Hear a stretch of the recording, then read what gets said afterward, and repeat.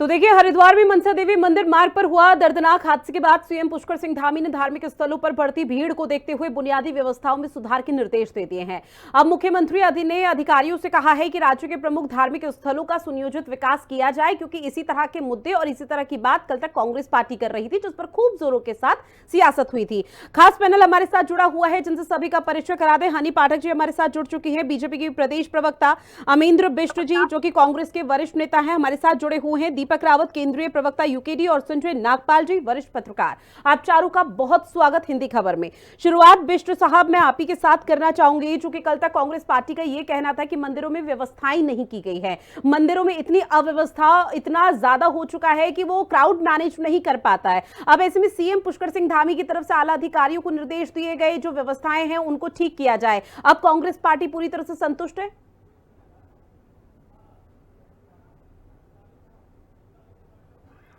अमेंद्र जी, आवाज पहुंच रही है आप तक? आपने मुझसे सवाल पूछा? जी सर, आप ही से पूछा। देखिए,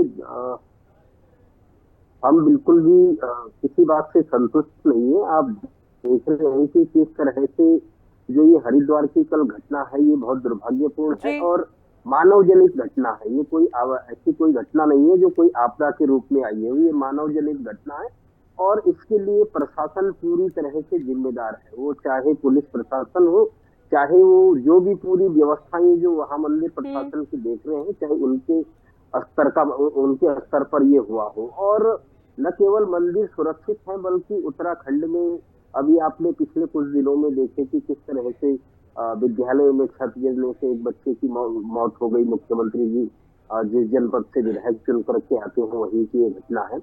और जहां तक विशेष तौर पर अगर अगर हम धार्मिक स्थलों पर की बात करेंगे, तो आप ऋतु कभी अगर केदारनाथ की यात्रा पर या चार धाम की यात्रा पर गई हो, तो आपने देखा होगा कि केदारनाथ की यात्रा पर जब आप पैदल मार्ग पर जाएंगे तो किस तरह की व्यवस्थाएं श्रद्धालुओं के लिए वहां पर की गई है, कितनी अभद्रताएं वहां होती हैं। जो वहां का जो रूट है, उस रूट को लेकर के घोड़े खच्चर वालों के साथ जो लोकल जो व्यक्ति है, जो बाहर के जो टूरिस्ट है, जो टूरिस्ट नहीं कहूंगा बल्कि जो श्रद्धालु है, किस तरह से उनके साथ व्यवहार वहां किया जाता है और जैसे भी उस रास्ते पर कितना खतरा श्रद्धालुओं पर है, इसमें मुझे कोई बताने की आवश्यकता नहीं है। जो लोग केदार धाम की यात्रा करते हैं वो सब जानते हैं। आप लोग कभी यमुनोत्री धाम की यात्रा करेंगे तो उस रूट को आप देखेंगे, उस रूट के हालात देख करके करेंगे। जब घोड़े खच्चर आपके पीछे दौड़ते हैं तो आप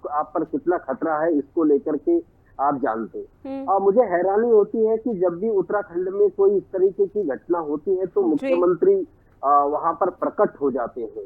हाल में ही आपने और हमने देखा कि केदार घाटी में जब हेली दुर्घटनाएं हुई और उन हेली दुर्घटनाओं के बाद मुख्यमंत्री ने तमाम मुआवजे की बात कही, तमाम मजिस्ट्रियल जांच की बात कही, और कल भी और पिछले दिनों जो स्कूल में छत गिरने की घटना हुई उनको लेकर के भी ये बात हुई। तो मुझे लगता है कि मुख्यमंत्री की नींद तब टूटती है, वो तब जागते हैं, तब चेतते हैं जब घटनाएं घट जाती है। और वो जैसे ऐसा लगता है कि घटनाओं का ठीक है, और यही सवाल कांग्रेस पार्टी की तरफ से उठाए जा रहे हैं कि जब हादसा हो जाता है उसके बाद ही राज्य सरकार क्यों अपनी कुंभकर्णी नींद से जागती है, उससे पहले व्यवस्थाएं क्यों नहीं की होती। लौटूंगी सर मैं आपके पास, एक बार सभी का ओपनिंग रिमार्क ले लूं। हनी पाठक जी आपके पास, क्योंकि कांग्रेस पार्टी लगातार ये आरोप आप लोगों पर लगा रही है कि मनसा देवी के उस मार्ग पर जो कि संकरा था, जो कि खड़ी चढ़ाई था, वहां पर अगर व्यवस्थाएं की जाती तो शायद आज इस हादसे को लेकर हम ना कल चर्चा करते और ना ही आज करते। अब कांग्रेस पार्टी का कहना है कि हादसे के बाद ही क्यों सरकार जागती है। देखिए, ऐसा है रितु जी, ये कोई मानव भौगोलिक परिस्थिति वाली घटना तो रही नहीं, ये अफवाह हुआ है और बेहद दुखद प्रकरण हमारे सामने आया है। इसको लेकर मुझे नहीं लगता राजनीति करनी चाहिए, लेकिन राजनीति अगर कोई राजनीतिक रोटी सेकने के ऊपर ठनी जाता है तो वो इस तरीके की हरकतें करता है, जिस प्रकार से किसी भी तरीके में इसको शामिल नहीं करना चाहिए। लेकिन ये सोचना चाहिए इनको कि ये क्या बोल रहे हैं, किस लिए बोल रहे हैं, कहाँ बोल रहे हैं। इनको मतलब राजनीतिक रोटी सेकने के अलावा कुछ नहीं आता। मैं इनसे ये पूछना चाहती हूँ, जब उत्तराखंड और यूपी एक था 1986 में, जो इनके कांग्रेस के ही थे, क्या नाम था उनका, शायद वीर बहादुर सिंह सीएम थे, 1986 की बात है, हरिद्वार में कुंभ मेले में सैकड़ों लोग मारे गए थे। तब इनको क्या पता नहीं चल रहा था कि क्या कार्य करना है, कैसे करना है। इनको तो बधाई देनी चाहिए कि जब 5 करोड़ से ज्यादा कांवड़िए यहाँ हरिद्वार में जल लेने आए और एकदम समुचित व्यवस्था को अच्छे से किया गया और कांवड़ यात्रा पूरे सही से संपन्न हुई। ये सब चीजें इन्हें नहीं दिखाई देगी। खली का प्रोग्राम, इन्होंने एक छोटा प्रोग्राम कराया था, उसकी भीड़ तो ये एकदम समायोजित नहीं कर पाए। वहां पर तक भगदड़ मच गई, कितनों के फोन चोरी हुए, कितने एक दूसरे के ऊपर धक्का मुक्की में आए। तब सरकार इनकी पहले नहीं चेती। अभी अमरिंदर बिष्ट जी कहते दिखाई देते कि सरकार एकदम से वहां प्रकट हो जाती है। तो क्या माननीय मुख्यमंत्री पुष्कर सिंह धामी जी को वहां जाना नहीं चाहिए, वहां संवेदनाएं व्यक्त नहीं करना चाहिए? इनके अनुसार सोए रहना चाहिए। 2-2 लाख का तुरंत मुआवजा घोषित किया गया, 50,000 का घायलों को किया गया, त्वरित कार्यवाही करी गई। क्या ये सब चीजें नहीं होनी चाहिए इनके हिसाब से? और ये बताइए कि जो इन्होंने जितने बातें बोली हैं, इसमें कोई तथ्य है कि सरकार की वजह से हुआ? लेकिन हाँ, हमारी सरकार ने इसका पूरा ध्यान रखा कि कहीं भी किसी भी प्रकार से अब आने वाले समय में इस तरीके की चीजें होती हैं तो उसका पूरा ध्यान रखना चाहिए, जिसमें वन वे की व्यवस्था करने की बात करी गई है, सड़क चौड़ीकरण करने की व्यवस्था की बात करी गई है। वहां सीढ़ी बहुत सक्रिय है रितु जी, वो सक्रिय सीढ़ी आज ही से नहीं है, वो काफी समय से चली आ रही है। अचानक अफवाह फैलती है, इस तरीके की भगदड़ मचती है, तो इसमें सरकार का ये रोल होता है कि आगे अगर इस तरीके की कोई अफवाह फैलने वाली बात, आपकी बात से पूरी तरह से सहमत, हालांकि लापरवाही इस पूरे मामले पर जिसकी है जांच को बढ़ाया जाएगा, जांच की जाएगी और उसके दौरान राज्य सरकार की तरफ से एक बड़ा एक्शन भी लिया जाएगा। लेकिन जिस तरह से बिष्ट साहब की तरफ से कहा गया कि पुष्कर सिंह धामी मौके पर पहुंच जाते हैं, वो शायद राज्य सरकार की सक्रियता है। दीपक रावत जी, आपके पास इस पूरे परसेप्शन को आप कैसे देख रहे हैं? क्योंकि पहले आप लोगों की तरफ से सवाल उठाए जा रहे थे अव्यवस्था को लेकर, अब लेकिन सीएम पुष्कर सिंह धामी ने क्लियर कर दिया है कि सभी मंदिरों में उचित व्यवस्थाएं की जाएंगी। रितु जी, मैं आपके चैनल के माध्यम से जानकारी दे दूं पैनल के सहित पूरे भारतवर्ष में दर्शकों को कि जो कल की घटना घटी है मनसा देवी में, वो पूर्णतः लापरवाही है सरकार की, प्रशासन की, और इसके लिखित गवाह आज के तमाम समाचार पत्र हैं, भरे पड़े हैं जी। जिस व्यवस्था की बात भारतीय जनता पार्टी की प्रवक्ता कह रही हैं, उनको जानकारी दे दूं, 2023 से फाइल अटकी हुई है इसी मामले में। सुरक्षा व्यवस्था मनसा देवी से संबंधित जो वहां के डीएम थे, उन्होंने स्पेशल 5 करोड़ रुपए खर्च करने की बात कही थी, मैं बता रहा हूं 2023 से। पर जैसे ही डीएम का तबादला होता है, वो फाइल कूड़े में पड़ी रहती है। और आज आपको जानकारी दे दूं, जब कल की ये घटना घटी है, प्रशासन ने जब उसकी फाइल मांगी तो वो फाइल गायब हो चुकी है। ये है इनकी हालत, ये है इनकी व्यवस्था। सुरक्षा संबंधी मनसा देवी की बात कर रहा हूं, मंदिर की बात कर रहा हूं, वो फाइल गायब हो चुकी है, मिल ले रही है। तो जो तर्क यहाँ पर दे रही है, वो तर्क आप गले पर नहीं उतरता है जब ये देखा जाता है कि इतनी महत्वपूर्ण फाइल मनसा देवी की 2 साल पहले पुरोहित से मिलकर पूरी प्रशासन ने कहा था, पूरी एक प्लानिंग बनाई थी और उसको प्रशासन ने कितना खर्च आएगा ये सब बात हुई थी। लेकिन आज वो फाइल शासन प्रशासन में कहीं नहीं मिल रही है। तो इनकी नजर में किस प्रकार की चूक हुई है, यह स्वयं आप इसका आकलन कर सकती हैं। दूसरी बात, पहली बार मनसा देवी में भीड़ नहीं हो रही है और पहली बार ऐसी घटना नहीं घटी है। अगर मैं आपके माध्यम से जानकारी दे दूं, 20 वर्ष पूर्व भी ऐसी घटना घटी थी, तब भी सुरक्षा की समिति बैठी थी और उन्होंने पूरे एक कहें कि एक पूरी प्लानिंग बनाई थी कि किस तरीके से इसमें हम बचाव किया जा सकता है। लेकिन 28 वर्ष बाद, 20 वर्ष बाद की बात छोड़िए, मैं सिर्फ 2023 की बात कर रहा हूं। और हमेशा जब भी सावन का मास आता है, लोग हरिद्वार में गंगा जल लेने के लिए आते हैं, तो छुट्टी के दिन, रविवार के दिन या सोमवार के दिन वहां पर भीड़ होना निश्चित है। ये पहली बार नहीं हुआ है। अगर भारतीय जनता पार्टी की प्रवक्ता कह रही है पहली बार हुआ, तो ऐसा नहीं हुआ है। इस पूरी दुर्घटना को, घटना को रोका जा सकता था। और आपको अगर हम सचेत रहते, एक जानकारी और आपको देना चाहूंगा, पूरी उस मनसा देवी मंदिर मार्ग में मात्र 6 पुलिसकर्मी थे, कोई एम्बुलेंस नहीं थी, किसी प्रकार का लोगों को चेतावनी देने का कोई तंत्र, कोई मतलब सरकार ने पुलिसकर्मी थी, इसी की वजह से तो लापरवाही बताई जा रही है कि कहीं ना कहीं तो चूक हुई है, कहीं ना कहीं तो जिम्मेदारी यहाँ पर जवाबदेही राज्य सरकार की हो जाती है। संजय नागपाल जी, आपके पास आते हुए, सर, भले ही सीएम पुष्कर सिंह धामी की तरफ से ये बड़ा फरमान सुना दिया हो आला अधिकारियों को कि मंदिरों में पूरे जो दुरुस्त व्यवस्थाएं हैं वो रखनी चाहिए, लेकिन सवाल यही उठ जाता है कि हादसा किसी को बताकर नहीं आता, लेकिन हादसे के बाद ही क्यों राज्य सरकार यहाँ पर एक्टिव मोड में दिखाई देती है? देखिए रितु जी, हादसा कभी भी बताकर नहीं आता जी। है, लेकिन ये सरकार का दायित्व होता है कि मंदिरों में आवश्यकता से अधिक भीड़ आने पर उसको कैसे नियंत्रित किया जाएगा। पुलिस व्यवस्था या मंदिर के ट्रस्ट के द्वारा क्या व्यवस्थाएं की जाती हैं, उसका संज्ञान सरकार को होना चाहिए। मेरी अभी जो है आपदा सचिव विनोद कुमार सुमन जी से बात हो रही थी, जी। तो उन्होंने मुझे बताया कि अभी इसमें समय लगने वाला है, कोई एक दिन की बात नहीं है। अभी तो कमिश्नर्स को, कुमाऊं कमिश्नर और गढ़वाल कमिश्नर को आदेश किए गए हैं इसमें कि एक रूपरेखा तय की जाए इसके लिए कि मंदिरों में किस तरह से सुरक्षा व्यवस्था पुख्ता होगी। जी। मैं आपको एक बात बताना चाहता हूँ कि मंदिरों में भगदड़ अगर पिछले सिर्फ एक साल में देखें तो 5-6 बड़ी घटनाएं हुई हैं। तो क्या उत्तराखंड की सरकार उत्तराखंड में ही इस तरह के हादसों का इंतजार कर रही थी? आप देखिए, ओडिशा के पुरी में जो है 29 जून 25 को ही मामला हुआ है। 3 मई 25 को जो है गोवा में एक मामला हुआ है, मंदिरों में भगदड़ से जो लोग मरे हैं और घायल हुए हैं। बिहार के जहानाबाद में हुआ जी। है, यूपी के हाथरस में हुआ है, उसमें तो 121 लोग मारे गए।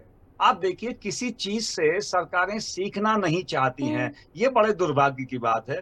लोकतंत्र में सरकारों को चाहिए कि इसमें बहुत पुख्ता एक रणनीति बना करके कि कितने लोगों का प्रवेश वहां हो सकता। अभी मैं आपको बताऊं, हाई कोर्ट ने कहा कि नैनीताल पर्यटक नगरी है, यहाँ बहुत भीड़ होती है, जी। तो जितनी इसकी कैपेसिटी है उसका आंकलन करके यहाँ पर पर्यटकों को लाया जाए। तो आप देखिए, क्या हाईकोर्ट एक संदर्भ में व्याख्या करेगा तभी आप समझेंगे? आपको मंदिरों के लिए भी यही रूपरेखा तय करनी चाहिए कि उसमें कितने लोग भली प्रकार से आ सकते हैं, और जितने लोग वहां पर आए उतने ही लोगों को भेजना चाहिए। फिर जब वो लौट के आए तो फिर व्यवस्था ऐसी रहे कि दूसरे लोग जा सकें। देखिए, तब तो सुरक्षित होगा। अब उनकी इन हादसों के बाद आप रकम का ऐलान कर दें कि साहब 2 लाख रुपए हम देंगे, या मंदिर का ट्रस्ट जो है वो ये कह दें महंत जी कि 5 लाख रुपए हम भी देंगे, लेकिन ये मारा मार यूं ही चलती रहेगी, जनता को यूं ही झेलना है। अब देखिए, कमेटी बना दी गई है, अब क्या रहता है इसमें। निश्चित तौर पर सर, और मुआवजे की राशि चाहे कितनी भी बड़ी क्यों ना हो, लेकिन जो इन 6 लोगों की जिंदगी गई है और जिन 6 परिवारों की यहाँ पर पूरी तरह से वो अभी रो रो कर जिन लोगों का बुरा हाल है, वो 6 लोग कभी वापस नहीं आ पाएंगे। राज्य सरकार या फिर कोई भी पॉलिटिकल पार्टी शायद ही कभी समझ पाए।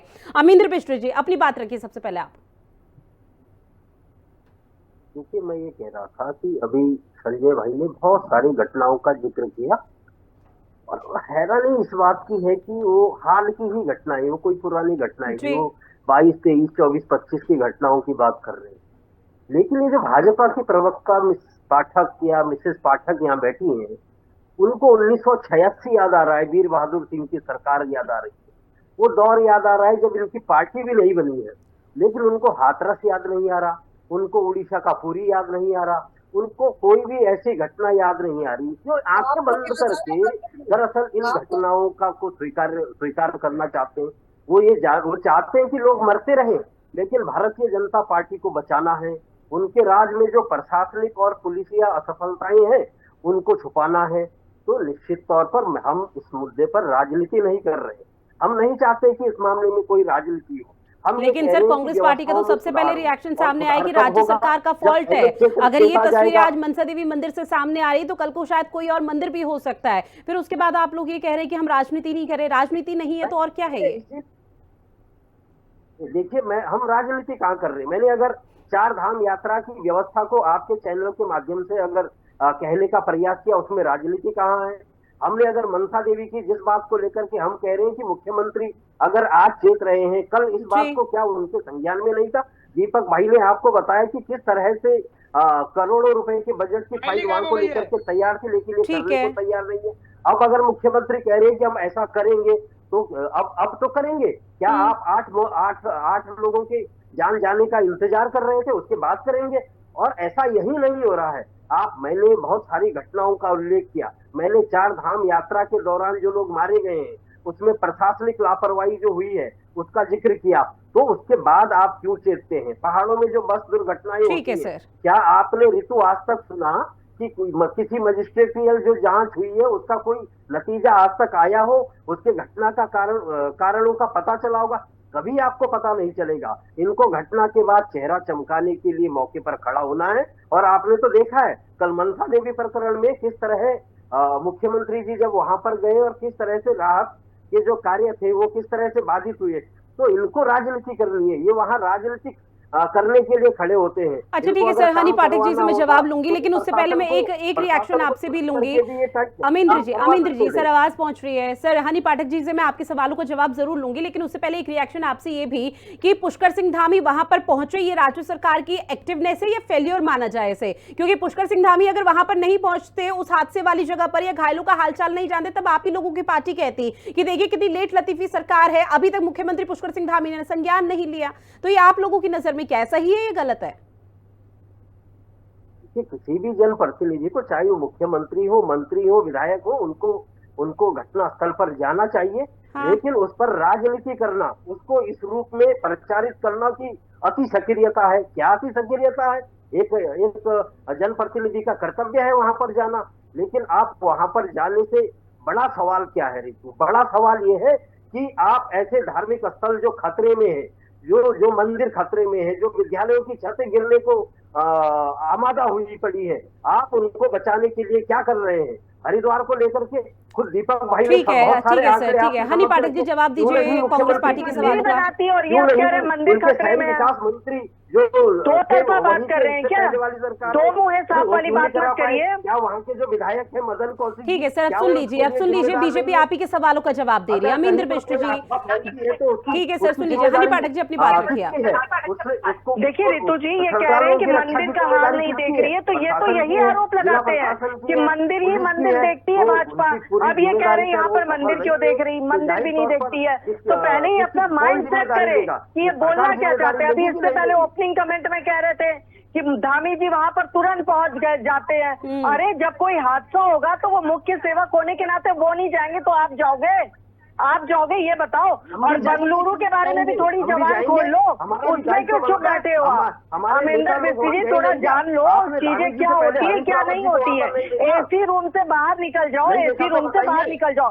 हरीश रावत जी तो वो एकदम पूरी तरीके से पब्लिसिटी स्टंट करने के लिए ही पैदा हुए हैं, और हरीश रावत उनका नाम हरदा नहीं हारता है। हरीश रावत ही वो ऐसे नेता हैं जिनके ऊपर सबसे ज्यादा हार का। अमरिंदर जी सुन लीजिए सर एक बार, पहले सुन लीजिए। आपने सवाल उठाए, उन्हीं सवालों का जवाब हनी पाठक जी दे रही है। सर सुन लीजिए इत्मीनान से। ऐसा है रितु जी, हरीश रावत जी बोल रहे हैं तो मैं ये बताना चाहूंगी, हरीश रावत जी अगर इतने अच्छे होते तो उनके ऊपर हार का इतना सारा कलंक नहीं लगा होता। तो कृपया करके हरीश रावत तो बोले ना यहाँ पर बैठ के। और ये तो खुद ही कंफ्यूज है कि डिबेट में इनको बोलना क्या है। ये कभी कहते हैं मुख्यमंत्री जी वहां पहुंच जाते हैं, कभी ये कहते हैं क्यों पहुंच जाते हैं, कभी ये कहते हैं वो जनसेवक है उनको जाना चाहिए।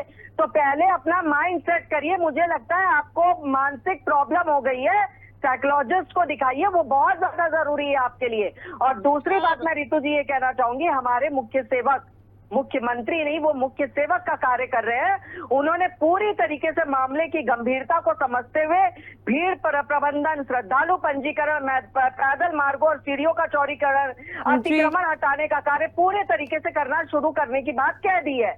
अब मुझे एक बात बताइए अमरिंदर बिष्ट जी, अगर थोड़ी बहुत भी ज्ञान आपके पास है तो ये बताइए कि जब चौड़ीकरण की बात होती है आप लोग क्यों वहां पर बैठ जाते हैं? जब रजिस्ट्रेशन की बात होती है आप लोग क्यों धरने पे बैठ जाते हैं? थोड़ा आपका ब्रेन में क्या हो गया, किस प्रकार का कीड़ा घूम रहा कि आपको पता ही नहीं है कि सरकार ने क्या करना ठीक है कि क्या करना ठीक नहीं है। पहले इन चीजों को तो कि आपको पता ही नहीं आप क्या बोल रहे हैं क्या नहीं बोल रहे हैं।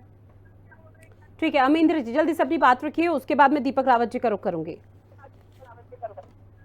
देखिए पहली बात तो ये है, मैं ये आपके चैनल के माध्यम से कह रहा हूँ कि न केवल मनसा देवी बल्कि अन्य जो धार्मिक स्थल है इन पर भारतीय जनता पार्टी के लोगों ने, इनके विधायकों ने कब्जे करवा रखे। मनसा देवी के रास्ते में भी जो सारे कब्जे हैं वो भारतीय जनता पार्टी के विधायक जो मदन कौशिक हैं वहां पर, उनके कहने पर, और जो इनके मेयर हैं उनके कहने पर वहां कब्जे हुए पड़े हैं। और जब भी उन कब्जों, अब बताइए रितु, उन कब्जों को हटाने का काम कौन करेगा? इनका मेयर करेगा, इनका शहरी विकास मंत्रालय करेगा। क्यों नहीं हटा पा रहे हैं? ये कह देना कि उसके लिए भी कांग्रेस जिम्मेदार है। जैसे इनको 1986 याद आ रहा था, हाथरस याद नहीं आ रहा था। इनको, मुझे नहीं कहना चाह रहा, एक महिला होने के नाते हनी जी मैं कहना नहीं चाहता आपके बारे में, लेकिन जिस तरह से आपका जो स्तर है डिबेट करने का, बात करने का, मुझे कहना पड़ रहा है बहुत दुखी होकर के कि आपका मानसिक स्तर जो है ना वो बिल्कुल एक बच्चे जैसा है।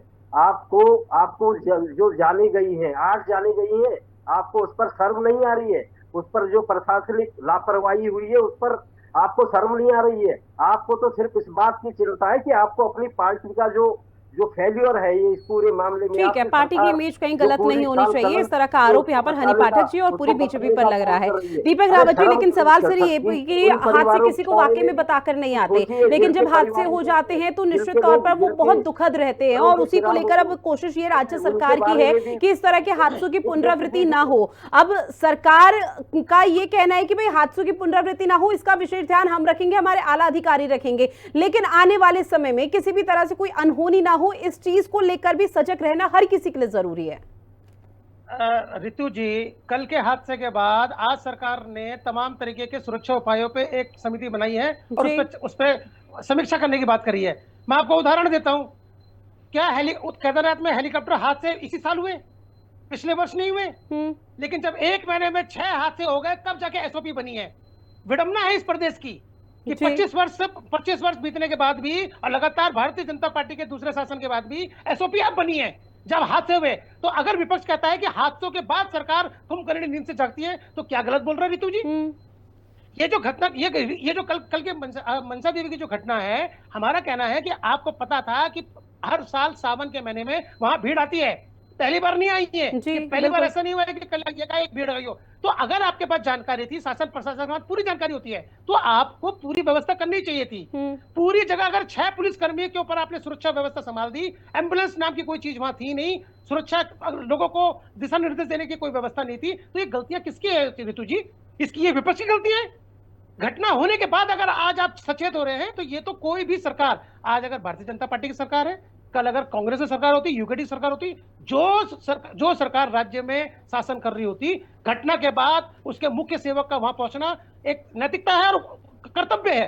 तो ये कोई बड़ा काम नहीं कर रहे हैं धामी जी वहां पहुंचकर, और इससे पहले पूर्व मंत्री अगर जो भी रहे हो पहुंचे हो तो उन्होंने भी कोई बड़ा काम नहीं किया है। लेकिन सुरक्षा में कहीं चूक हुई है, लापरवाही हुई है शासन प्रशासन दोनों स्तर में। मैंने कहा ना 2023 की फाइल गुम हो गई है। आप बताइए ना, जिस मनसा देवी के लिए फाइल सुरक्षा उपायों से संबंधित जो उन्होंने सजेशन दिए थे, उसकी फाइल जो थी वो फाइल ही नहीं मिल रही है अब शासन को। तो बताइए लापरवाही किसकी है? विपक्ष की है क्या? तमाम समाचार पत्र भरे पड़े इस बात से। इसका क्या जवाब है भारतीय जनता पार्टी के प्रवक्ता के पास? बताइए ना, कहाँ है वो फाइल? क्यों वो फाइल गुम हो गई? इतनी सुरक्षा अगर मंदिरों की थी, मनसा देवी की फाइल थी, वो गायब कैसे हो गई? उस पर कार्य क्यों नहीं हुआ? बताइए ना, जवाब दीजिए, इस बात का जवाब दीजिए आप बस। ठीक है, हनी पाठक जी जवाब है दीपक रावत जी की बात का। आयुक्तों की अध्यक्षता में एक समिति का गठन किया जाए। इस समिति में संबंधित जिलों के जिलाधिकारी, वरिष्ठ पुलिस अधीक्षक, विकास प्राधिकरणों के उपाध्यक्ष एवं कार्यदायी संस्थाओं के प्रतिनिधि को सदस्य के रूप में शामिल किया जाए। ये कार्यवाही होती है।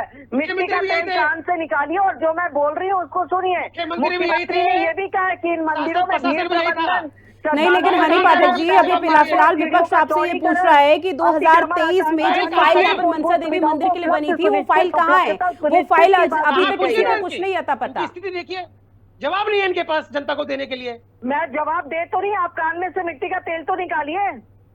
अरे देख, यही आपका जो स्तर है ना शब्दों का, हनी पाठक जी माना इसमें अमरिंदर जी पहले प्रसिद्ध निकालिए, आपको जवाब सुनाई देगा। क्या बातें क्या शब्दों का चयन है?